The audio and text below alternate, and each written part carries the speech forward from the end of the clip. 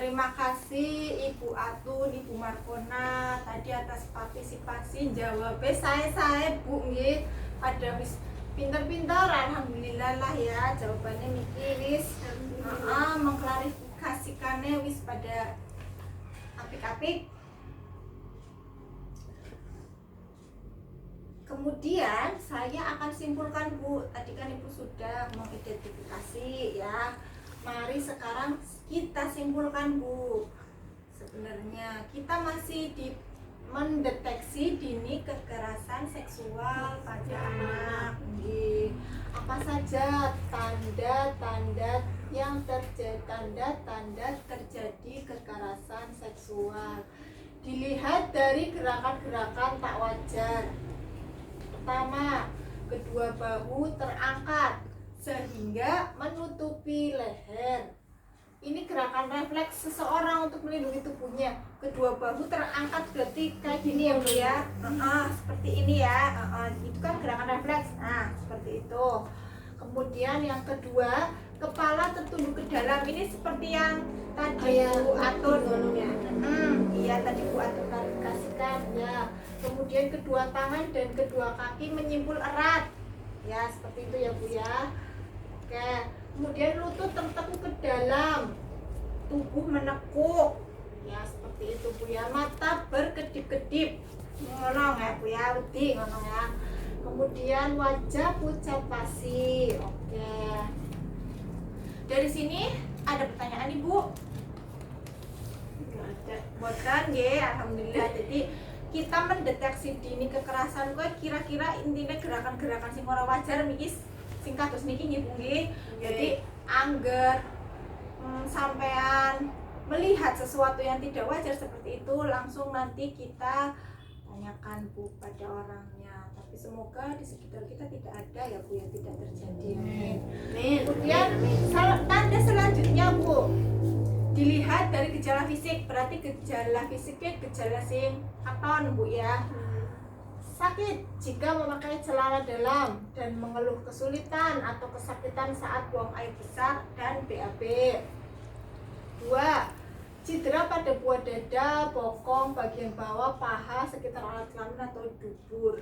Jadi ini kita misalkan anak jatuh ya, melecet. Misalkan anak jatuh dari sepeda kan juga bisa ya Bu ya. Tapi kan kita pas ditanyakan anaknya orang apa-apa, tapi anak cedera tapi anaknya mikir tadi dari gerakan-gerakan yang tak wajarnya langka ono ya bukan mungkin katon ono kita karena ya lecah. Kemudian selanjutnya memar di bagian tubuh atau gigi cedera. Kemudian gigi cedera ataupun copot Bu ya saat pelaku menyergap dan memaksa korban merapat di dinding dan korban melawan. Kemudian rasa panas dan nyeri di area genital dan rasa sakit jika disentuh. Area genital itu adalah area vital Ibu ya. Berarti dari pusar ke bawah ya, pusar ke bawah. Kemudian cara jalan yang tidak wajar dan agak mengangkat. Bu, jadi kelingan lagi pertama ya Bu ya, pertama kawin kayak Bu ya, dalane ngangkang kayak itu ya Bu ya. Aduh astagfirullah ya. Kemudian ditemukan bekas bercak darah atau cairan celana dalam anak dan kemungkinan ditemukan bagian pakaian yang robek ataupun kancing yang lepas. Seperti itu Bu ya. Kalau misalkan melihat dari gejala-gejala yang seperti ini, Ibu harus waspada ya. Langsung hati-hati ya. Hati-hati. Oh, bocah kudunya ditakoni benar gitu ya. Mudah-mudahan saya sambil menjelaskan ini tapi saya selalu berdoa mudah-mudahan tidak pernah terjadi di sekitar kita. Amin. Kemudian gejala tanda atau gejala psikis itu berarti yang mempengaruhi pikiran ya. Pikiran berarti kalau fisik kan tadi yang terlihat. Nah, sekarang yang psikisnya Bu. 1. Anak berubah ekspresi, jadi pendiam, jadi cemas, gelisah, dan juga kok malah jadi wedinan, takut ditinggalkan dewekannya, itu juga kita harus waspada. Kemudian yang ketiga, menunjukkan keluhan-keluhan fisik yang tidak dapat dijelaskan penyebabnya seperti senang pusing, sakit perut ataupun masalah makan ya, kita perlu susah makan gitu.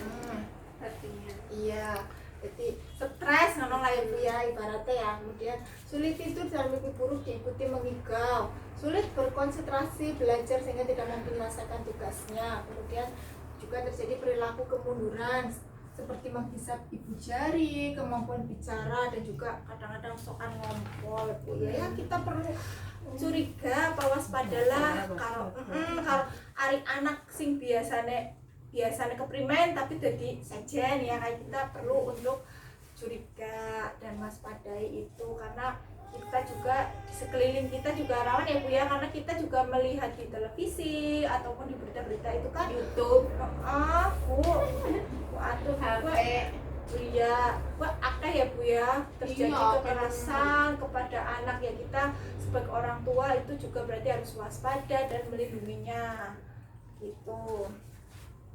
Kira-kira ibu niki anggar anak kelihatan bu gejala-gejala salah satu ataupun dua gejala seperti itu dan sudah teridentifikasi, kira-kira apa sih akan dilakukan bu?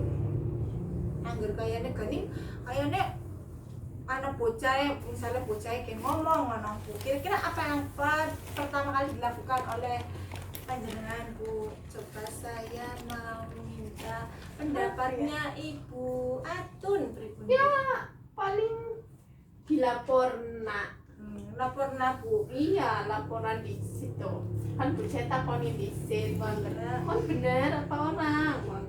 Iya, keke. Ya wis dilapor apa? Ya kan lapor RT bu, lapor kue polisi. Terima kasih Bu Atun atas jawabannya. Oke Bu, berarti itu ya, kalau kita melihat kita juga harus tanggap Ibu ya. Aja bocah kayak kuat tapi kan Aja. juga banyak ya Bu ya. Ternyata di luar sana pun ada yang mengacuhkan seperti itu ya Bu ya. Wis lah apa-apain ndak ora anu iki.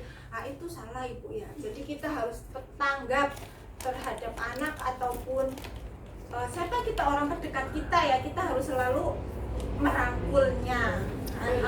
Apa saja sih yang harus perlu dilakukan sikap orang tua jika ada anak yang mengalami gejala-gejala kekerasan seksual? Apa saja yang pertama? Oke, yang pertama adalah tidak panik dan tidak marah. Sing jelas ada tiganya minisit bu ya, gani itu kan anak iya, anak itu kan lagi tertekan dulu, jadi aja malah tiganya minisit. Terus yang kedua, peluklah anak erat-erat untuk menunjukkan bahwa Anda sangat menyayangi mereka. Jadi posisinya bayangannya lagi kayak ibu saya melasi, jadi kayak dirangkul dulu, dipeluk dulu, nah kayak gitu.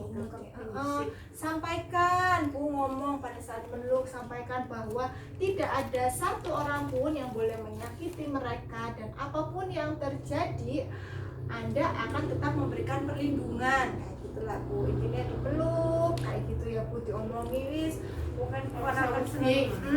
Betul banget Bu Atun. Jadilah pendengar aktif tentang cerita dan pendapatnya. Kemudian mintalah pertolongan ahli ataupun lembaga-lembaga layanan yang tadi sudah diutarakan. Dan yang terakhir adalah melaporkan ke polisi. Ya itu Bu ya. Mulai dari tanda-tanda kekerasan seksual secara fisik ataupun non fisik sudah kita utarakan. Kemudian bagaimana sikapnya kita kalau melihat itu di kehidupan. Ya kita sudah tadi simpulkan Bu ya. Mudah-mudahan, saya selalu berharap mudah-mudahan di kita Bu ya tidak pernah terjadi adanya kekerasan anak ya Bu ya. Amin. Apalagi kekerasan seksual seperti ini semoga tidak pernah terjadi. Jangan sampai lah. Ya, semoga tidak pernah terjadi. Amin. Itu saja Bu ya. Ada pertanyaan nggak Bu dari ini tiga? Dari tadi apa Bu Atun? Jelas lah. Jelas Bu ya. Penting intinya hari anak apa anak berubah sikap, kita juga harus tanggap. Kemudian kita harus melakukan apa-apa tadi kita sudah simpulkan. Terima kasih Ibu atas partisipasinya Ibu Atun, Ibu Markona,